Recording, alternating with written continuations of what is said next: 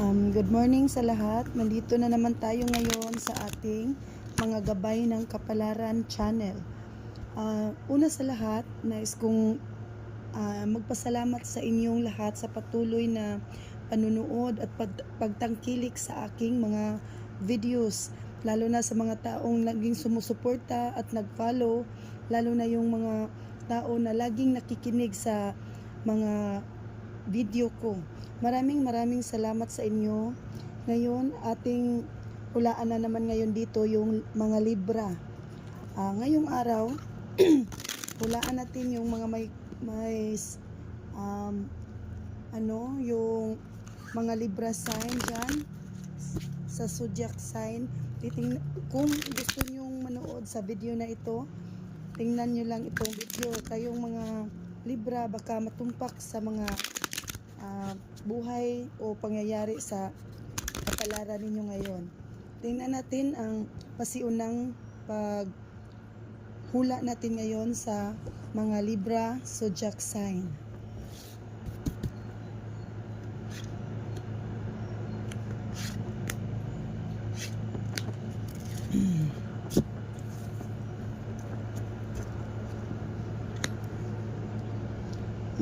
Nakikita dito sa unang video na may magandang darating nitong mga siguro nitong darating na mga araw. Ang mga may sign na ganito pag napili, lalo na magpapahula ka, isa itong sinyalis ng tagumpay kapag ganito yung napipili ninyo. Kapag cups yung cards, sign yun sa tagumpay, kasiyahan, at kung may mga iba pang mga pangarap sa buhay, sigurado akong makamit nyo yun. Lalo na pag hindi kayo sumusuko sa mga plano ninyo, sa mga pinapangarap ninyo.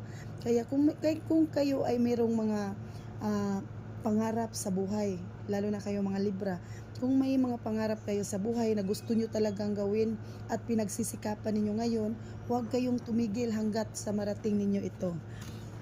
Napakaganda ng simula ng mga pagbabago ng buhay sa mga libra dyan. Ito na yung nakikitang solusyon or mga sign ito na makapag-ipon dahil hawak mo ngayon yung swerte. Ibig sabihin, kapag meron kang pinapangarap, hindi magtatagal maabot o marating mo agad yung mga pinapangarap mo.